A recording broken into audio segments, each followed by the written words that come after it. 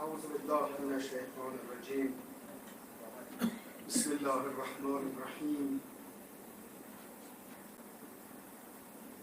الحمد لله رب العالمین والصلاة والسلام علی اشرف الانبیاء والمرسلین حبیب اله العالمین ابوالقاسم محمد اللهم صل على محمد و علی آله الطیبین الطاهرین المعصومین و لا سیما بقیة الله فی الأرضین. تسلیت عرض میکنم سالگرد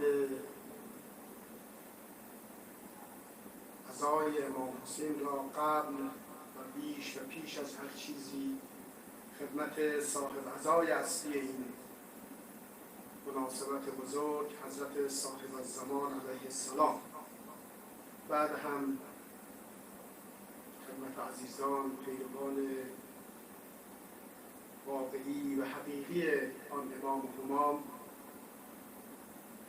بنای صحبت نداشتم، در محضر علمای عزیز دستور فرمودن دوستان تشکر میکنم و واقعا برای استفاده خودم اومده بودم، اما ظاهرا رد التفات دوستان خیلی به مصلحت نبود. این دفعه واقعا قول میدم خودم شور پیدا نکنم و طول ندم انشاءالله.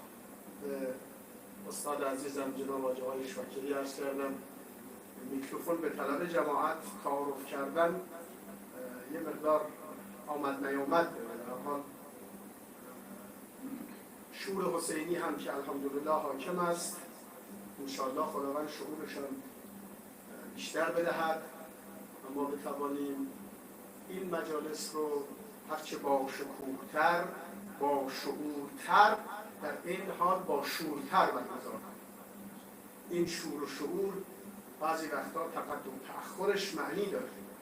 من در این فضای مقدس، در این ساعات و ثوانی مقدس که نفس در مجلس امام حسین میکشیم، احساس وجد میکنم و مطمئن هستیم که عنایتی به این مجالس هست. اگر نبود این پرچم عزا دوش به دوش نسل اندر نسل ما این گونه پیش نمیرفت که به جایی برسد که کاندیدای ریاست جمهوری دشمن اهل بیت علیهم السلام بیاید از امام حسین علیه السلام برای گرفتن رأی هم استفاده کنه. بالاخره این معلوم میشه که امام حسین علیه السلام عظمتش بیش از این حرف است و عجیب است که دشمن بعضی وقتا از دوستان بیشتر امام حسین را میشناسه. در حال و هیچ وقت هم امام حسین رد نمی کنیم. ما حق نداریم رد کنیم تکریم دشمن را برای امام حسین علیه السلام.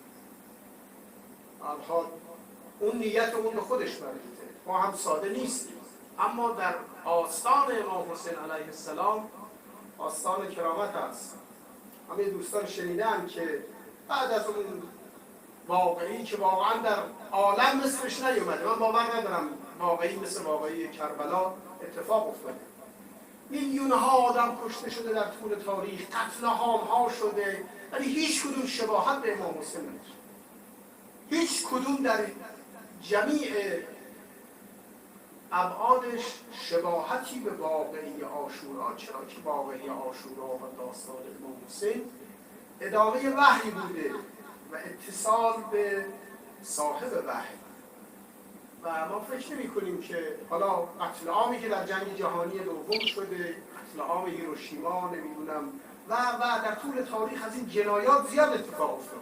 اگه از بود جنایی نگاهش کنیم، خب بالاخره اصحاب امام حسین علیه السلام عددشون حالا با اختلافاتی مشخص، خاندانشون مشخصه، اما در یک جنایتی که صدها هزار نفر در لحظه او کشته میشن و هنوزم ادامه اون آثار هست، این به لحاظ عدد و رقم اصلا بحث مقایسه نیست.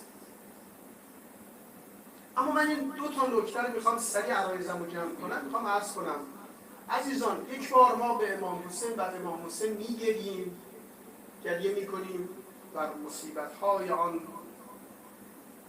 امام همام و بر خاندانش و جنایتی که بر ایشان رفته است. خب اون جای خود داره، این احساس ماست. چرا که شیعتنا خلقت بفاضل طینتنا یحزنون لحزننا و یفرحون لفرحنا. خب شیعه ما از اضافه گل ما خلق شده، یعنی ما یک ارتباط و یک اتصال خلقتی داریم با اهل بیت علیهم السلام. به صورت طبیعی وقتی شما میشنوید که از فامیل شما دچار مشکل شده، چه سببی چه نسبی، احساسات شما میاد جلوی عقلتون تحریک میشه. خب ما با امام حسین فامیلیم طبق این حدیث، ما فامیل نسبی هم هستیم، چون گل ما را از فاضل و اضافه گل اهل بیت سرشتن. این احساسات بسیار مقدسه، بسیار ارزشمنده، با هیچی هم عوضش نمی‌کنه. اما ما وقتی راجع به امام حسین صحبت می‌کنیم و نهضت امام حسین علیه السلام و قیام امام حسین، دیگه بحث فیزیکی امام حسین خیلی مطرح نیست. اون قسمت احساس که عرض کردم اون قسمت شور ماست، با هیچی هم عوضش نمی‌کنیم، سال به سال هم بیشتر و بیشتر میشه که ان لقتل الحسین حرارة فی قلوب المؤمنین لن تبرد ابدا. اینم یک تضمین دیگری برای این موضوع. این حرارت در درون ماست، در درون ماست. پیر و جوان، با سواد و بی سواد، کلاهی و بی کلاه، نمیدونم سیاه و سفید، فرق نمی‌کنه. این احساساتمون رو با هیچی عوض نمی‌کنیم. همین که پا میشیم از خونه راه میافتیم. من یه جایی بودم در یه کشوری، 2 تا از مؤمنین بودن از شیعیان، 200 کیلومتر اینا راه می اومدن که برای اون مجلس ما یه 2 ساعت شرکت. در آفریقا 2 نفر شیعه بودن میگفتن ما تمام سال زحمت میکشیم که بتونیم پول هواپیما در بیاریم، چون تو کشورمون امکان شرکت در روزه امام حسین نداریم، خانواده‌مون رو ببریم اونجا برای یه روزه‌ای مثلا اونجا شرکت کنیم و برگردیم. یعنی این همه همت ماست. همون گونه که به یه مصری گفتم آقا شما این چی جور اومدید حج؟ گفتن ما حج اومدیم. دیدم اینا زن و بچه و شیرخوار و بهشون میومد مثلا یک روستایی باشن، یک گفت ما هر چه داشتیم فروختیم، هممون اومدیم حج، از پدر بزرگ تا این بچه شیرخوار، هر چی داشتیم فروختیم. گفتم اینکه حاجی نمیشید شما، مستقیم نبودید، الان وقتی برگردید هیچی ندارید دیگه. گفت واقعا هیچی نداریم، میخوام بریم از صفر شروع کنیم. گفتم حالا این چه کاری بوده، این فلسفه این کار شما چی بوده؟ گفت ما میخواستیم بیمه کنیم اسلام را در خانواده‌مون. این وصیت پدر بزرگه. حالا من از همین تعبیر استفاده میکنم. اون 2 تا شیعه میخواستن بیمه کنن حسینی بودن خودشون و خانواده‌شون. و عجیب بود، زن یکیشون آمریکایی بود و سرخپوست بود، یعنی اصلا گفت این مسلمان شده اما هنوز اون ابتداییات اسلام، ما میخوام حسینیت رو در وجود این بیمه کنیم. خب این شور ماست، این شوق ماست، این همه چیز ماست. جان بر سرش می‌نهیم و ازش نمی‌گذریم. و موتور انقلاب اسلامی این شور ما بوده، موتور شهادت ما این شور ما بوده. اما امام حسین را در بعد شعورش که نگاه می‌کنیم می‌بینیم عجب. بزرگان تاریخ، حالا در حد انقلاب‌ها و اینها که نگاه می‌کنیم می‌بینیم اینا در مقابل عظمت امام حسین آنقدر احساس کوچیکی می‌کنن که به قول آقای موسوی گرماروردی گفت آنقدر تنومندی و بلند که در نگاه به تو کلاه از سر کودک عقل می‌افتد. یعنی کلاه از سرشون می‌افته. این کودکان تاریخ هم. گاندی بزرگ میگه من هیچی ندارم جز این که ثمره مطالعاتم از قیام حسین بن علی برای شما مردم هند آوردن. یا همه باید کشته بشیم یا به هدفمون میرسیم. ماندلا میگه یک لحظه احساس شکست به من دست داد که برم امضا کنم همه تعهدها رو بدم. 20 سال بریدیم تو این زندان، بیام بیرون. یک لحظه تصور امام حسین آنچنان انرژی در من برافروخت که ماندم تا بساط آپارتاید و اشغالگری و نجات پرستی و رو بر هم زد.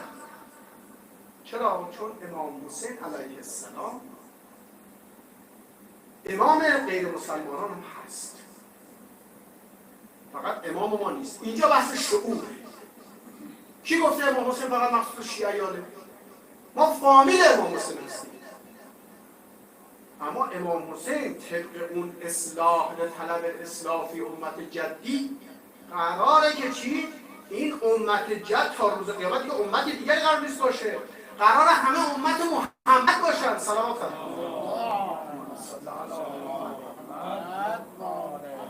چون دیگه دین جدیدی قرار نیست بیاد، قرار نیست دیگه امت دیگری باشه. اینها در مراحل ورود به اون امت محمد هست. پس این اریدو انما خرجت لطلب الاصلاح فی امت جدی، این یعنی ادامه داره. در یک از صحبت ها عرض کردم جوانی به من مراجعه کرده بود، اهل کوههای آند بود. این به زبان اسپانیش اومد پیش من گفت تو حسینی هستی؟ گفتم که حسینی نیستم، من لقبم اینه. نه گفت حسینی هستی؟ نگفت مسلمان هستی، نگفت شیعه هستی، گفت حسینی هستی. گفتم آره. گفت من دنبال جایی میگردم جونم و فدای امام حسین کنم. بعد گفتم چی از امام حسین میدونی؟ گفت صفا، وفا، قدرت، فضیلت، این چیزایی که اینشون یادم رفته چی. گفتم اینا رو کجا گیرد اومده؟ گفت با مطالعات کمی که داشتم. کوههای آن. پس اینا امت پیامبر. اون تا درجات و مراحل. حتی مستضعفین، الان ما میگیم مستضعفین و ایتام اهل بیت اینا هستن. چون قرار بود اسلام به دست اهل بیت گسترش پیدا کنه. اگر کسی بیاد روز قیامت احتجاج کنه خدایا استضعفونی، منو مستضعف قرار دادن، من خودم 10 نسل در غیر مسیر اهل بیت بودم، من شکایت دارم علیه اینها، روز قیامت باید بهش دادخواهی بشه. قطعا میشه. ان الله لیس بظلام للعبید. اگر کسی تا الان در یک گوشه از دنیا اسلام بهش نرسیده، اسلام ناب به قول تعبیر حضرت امام رحمت الله علیه، این یه عده مسئولش بودن، اسبابی فراهم کردن که نشد. هر کی میخواد باشه، از اول ظالمت بگیر باشه تا آخر. اینو بحثای جدیه، چون روز قیامت قراره که همه چیز ذرة المثقال هم حساب بشه. ما پناه میبریم. خود ما ممکنه بعضی وقتا یه جایی مسئولیتایی داشتیم که تکلیف ادا نکردیم و باید جواب بدیم که اون امت هنوز اون امت نشده، عقب افتاده، ولی میرسه، خواهد شد. قرار نیست. امام حسین علیه السلام بنای فضیلت است، بنای آزادگی است، بنای رهایی از قید و بند هر چه که بشریت رو به بند میکشه و جلوی رشد و رفاه و عرض کنم خدمت شما تکامل انسانی رو بگیره. این با امام حسین مخالفت. خب هر که تو این مسیر باشه، هر کس ندای حق طلبی در هر جای دنیا بده و هر زبان امام حسین هم نشناسه، تو مسیر امام حسین. ممکن سرور آزادگان نان ماندلا توی زندان میگه امام حسین اومد، he comes to my dream، اصلا اومد تو خوابم، اصلا تو ذهنم. معلوم شه این هدایت تکوینی وجود داره. غرضم اینه که عزیزان صحبت ما که بخوام یک خلاصه مختصری بهش عرض کنم، با یک حسین فیزیکی عرض کنم خدمت شما در سال 61 هجری نوه پیامبر با خاندانش، جنایت، ظلم، هر چی که بوده، اونم خیلی مهمه. اما یک امام حسین داریم که مشعل هدایت رو در طول تاریخ خودش دست کسی هم نداره، داره میره همچنان. این امام حسین، تبیین این امام حسین، اهداف این امام حسین، انگیزه های این امام حسین، فلسفه این امام حسین و آنچه که امام حسین داشته. من متاسفم که خودم کمتر از دانش امام حسین. آقا از جوانمردی امام حسین من چقدر خودم توضیح دادم. زنی رو وادار کردن از همسرش طلاق بگیره، وادارش کردن. هیچ کس هم در اون زمان جرأت نمی‌کردن مقابل اراده معاویه مقاومت کنه. گفت شرعاً طلاقش بده، شوهر ترسویی هم داشت، ترسید شرعاً طلاقش داد حسب ظاهر، در حالی که شرعی نبود. خود طلاق دادن هم کندنه. طلاق داد حسب ظاهر که بعد از مدتی اون به ازدواج. امام حسین علیه السلام می‌دانست که این زن و شوهر همدیگر رو دوست دارن. گفت برید بگید که این خانم بیاد، حسین خواستگارش. اون زن پناهنده به امام حسین شد. اومد تو خونه امام حسین. بعد آقا که از آسیاب افتاد شوهرش صدا کرد، گفت که زن تو بردار ببر، اینجا امانت نزد. این جوانمردی امام حسین خیلی جوانمردی، زنی خاص بوده، زنی بسیار ویژه و زیبا بود. شوهرش صدا کرد، گفت الان دیگه میتوانی، خطر رفت. یا این دو خانم تو مثل که از دخترها من در منزل که از خواهران من در بیت.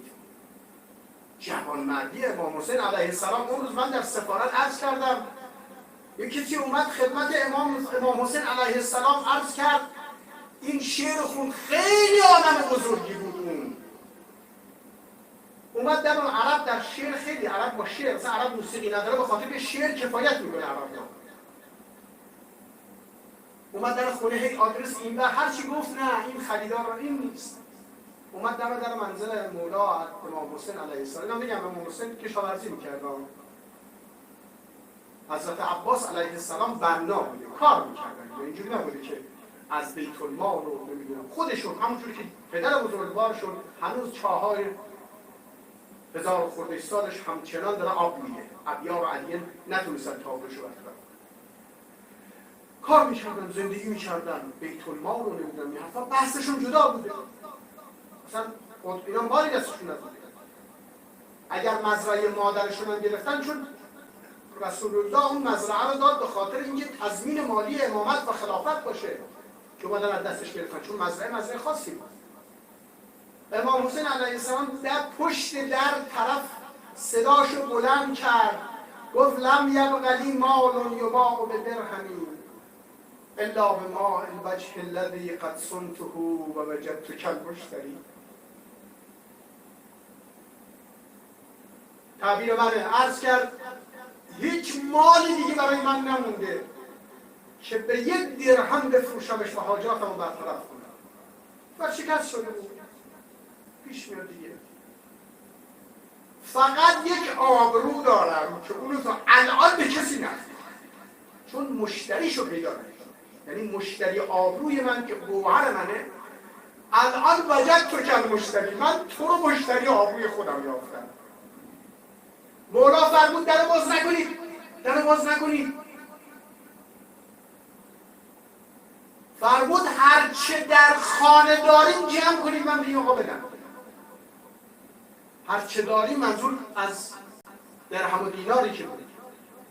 جمع کرد و حضرت گفت در باز نکنید، از لای در این پول رو به اون طرف داد، این کیسه یا هر چی که بود. جوابش به شعر خودش داد، فرمود یا بائع الماء المسون بوجهه قسما علیک فاننا لم نقدری فخذ القلیل فکأنک لم تبع شیئا فکأننا لم نشتری. گفت ای کسی که آبروش حفظ کرده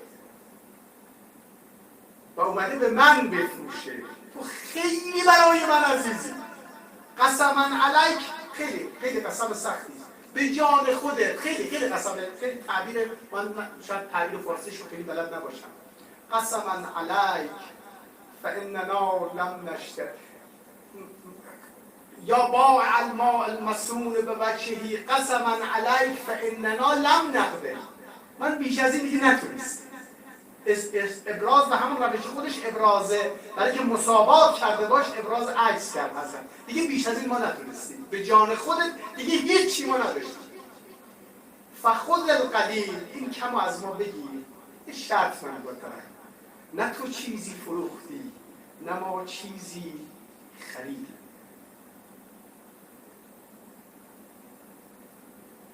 آبروی ما بود نام نکویت یا حسین. اگه آبرومون رو با آبروی امام حسین ببندیم در عمل، قطعاً بدانید که خداوند متعال که خدای حسین است آبروی ما رو حفظ خواهد کرد. تو بحث‌های اخلاقی بیان ببینید امام حسین چی کار کرده. اون شب من مثال زدم هر رو چجوری بخشید، چجوری هر رو بخشید.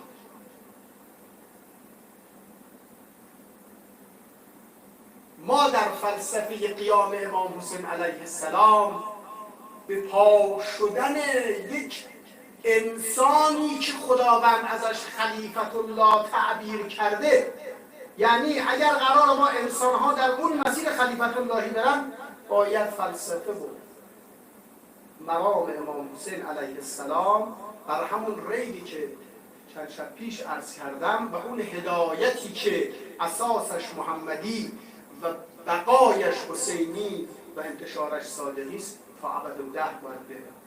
اگر در مسیر تکامل کل بشریت مانعی ایجاد بشه مخالف امام حسین و مقام امام حسین، و اگر در طول تاریخ اگر در هر جغرافیای ظلمی به یک بشر بشه طرفش حتما امام حسینه و امام حسین اونجا خصم اون ظالمه. این امام حسین هست. اون آقای شاعری که کتاب نوشته هماری حسین، این همینجوری این هماری حسین که نرسیده، این باید ببینی چه عنایتی بهش میده. این هم امت حسین. حالا مذهب دیگری دارد، مرام دیگری دارد، اما اون بخش حسینیش درسته. چه ثروتی بالاتر از این، چه مکنتی بالاتر از این، چه فلسفه‌ای بالاتر از این که رهبری این چنین باشد. البته رسالت ما هم بیشتر از این است، وظیفه ما بیشتر از این است. از امام حسین نعوذ بالله به تعبیر شهید مطهری یک آدم نفله مستحق گری نسازیم.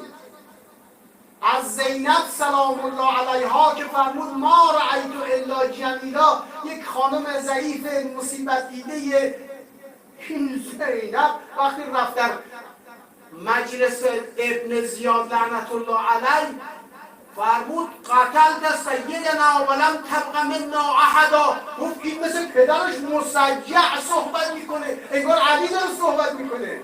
این زینبه که عصر عاشورا اینو ببرن، شب عاشورا ببرنش در مجلس ابن زیاد، یک زنی که حداقل 2 فرزند خود، چند برادر و برادرزاده و جلو چشم شهید شدن، اینجوری بلند شه و ابن زیاد خطاب کنه، آنچنان ابن زیاد به زمین بزنه و مجلس رو به دست بگیره. این اون زینبیه که ما فکر کنیم یک زن مفلوک خدای ناکرده ضعیف مصیبت دیده. این دختر همون فاطمه زهراست. وقتی اومد توی مسجد صحبت کرد بعضیا قش کردن، گفتن رسول الله زنده شده تو خطابه. اینا ما وظیفه داریم تبیین اون بخش شعوری امام حسین رو برای اون بخشی که هنوز به احساسات و فامیلی امام حسین وارد نشدن با این شکل میشه. دست در دست ظلم نمیدهم ولو یک لحظه. شریک هیچ جنایتی نمیشم و هیچ جانی را در هیچ شکلی به رسمیت نمیشم، مشروعیت نمیدهم، رأی نمیدهم که هیچ مشروعیت هم سکوت هم نمیدهم. امام حسین پیامبر صلح است. امام حسین باید جنگ نرفته. امام حسینی که فرمانده لشکر حضرت علی علیه السلام بوده ولی جنگ، اگه می‌خواست بره جنگ رو ور می‌داشت، سرباز می‌برد، ور می‌داشت، بسیج عمومی اعلام می‌کرد طرفداران علی علیه السلام رو شمشیر ببره اونجا، نزنه بچه‌شو. ما از امام حسین نماد صلح نه نماد جنگ. پس یکی از وظایف ما در کنار این نواختن طبل جنگ و صدای چکاچک شمشیر و اینها، در کنارش نوای بلند صلح حسین در ابدیت تاریخ، اصلاح و حتی در آستانه جنگ هم باز به دشمن پیشنهاد کنیم که ما جنگ نکنیم، خون مسلمانی به خون انسانی ریخته نشود، نه برای خودش، چون هر قدم و هر کلام و هر سخنی از حسین قرار برای آینده مکتب باشد و درسی و هدایتی. بیش از این صحبت نکنم، میخوام استفاده کنیم از بیانات ارزشمند حضرت حجت الاسلام و المسلمین جناب آقای شاکر استاد عزیز، اما به خودم این جرأت رو میدم که در این شب برم سراغ اون قسمت اول احساسات، برم بگم که ما بی سوادیم در مکتبتون، ما هیچ نمیدونیم از تو، اگر میدانستیم که خیلی وضعمون فرق میکرد. آقا ما در مقام عمل به وظایفمون در فامیلی تو، در تبعیت از تو و خاندان تو خیلی نمره خوبی نداریم، اما اینقدر تو فضیلت داری، اینقدر تو بزرگواری، وقتی حر رو میبخشی در اون شرایط قطعاً به ما یک عنایت ویژه‌ای خواهی داشت. حداقل ظاهر اینه که ما به روی تو شمشیر نکشیدیم آقا، حداقلش اینه که ما جلوی زن بچه تو، جلوی نمیدونم رسیدن آب به خیام تو رو نگرفتیم. نمیدونیم اگه ما اونجا بودیم چه میکردیم، ولی دلمون میخواد اونجا میبودیم و دلمون دوست داشتیم در این شبی که شب عاشوراست، همونجا که یاران تو قسم میخونن که 70 بار کشته بشیم، سوخته بشیم، خاکستر ما بر باد داده بشه، باز هم ما خواهیم بود و تو را ترک نخواهیم کرد انشاءالله. آقا نمره و از اونا به ما بدید. داشتیم شهدای خود ما که در جنگ گفتن آقا میدون مین اینجا میره، دعوا میکردن بچه ها برای که رو مین برن که رفقا بتونه گردان رد بشه. ما داریم میتونیم ادعا کنیم بعضی از شهدای ما و شهدای ما همشون اگر شب عاشورا بودن قطعا حسین ابن علی تو رو ترک می‌ذاشتن. اگه حبیب بن ظاهر پیرمرد اومد به لشکرتون پیوست یا مسلم بن اوسجه حضرت فرمود تبت شادی بزنید، مطمئن باشید بسیجی‌های 16-17 ساله و 18-19 ساله ما هم تو رو تنها نمی‌ذاشتن. قاسم سلیمانی ها عباسوار دورتون میچرخیدن. مطمئن باش آقا امام حسین، ما دوست داریم تو همون فامیلیمون به ما نمره بدیم. اگرچه 1000 خورده سال گذشته هنوز احساس میکنیم فردا میخوان تو رو شهید کنن. حسین جان نمیدونم علیرغم اینکه این همه زمان گذشته نمیدونم این چه سریست، ما فکر میکنیم فردا قرار امام حسین رو شهید کنن. یعنی هر بار که عاشورا اتفاق میفته نمیگیم 1000 خورده سال گذشته، هر بار احساس میکنیم که همین الان ابو عبدالله داره فریاد میزنه به کمک میخواد. هنوز ندای استمداد خاندان ابو عبدالله به سمت ما. الان احساس میکنیم زینب سلام الله علیها پریشان است. از تو مدد میخواهیم مولا جان، این شور رو در ما بیفزا، این شعور را در ما بیفزا، به این ملت ما که مقاومتش بخشی از اون چیزی است که تو بهش دادی خدایا. آقا امام حسین این ملت رو توفیق بده، از خدا بخواه که این ملت رو بر دشمنش پیروز بگرداند و میگرداند.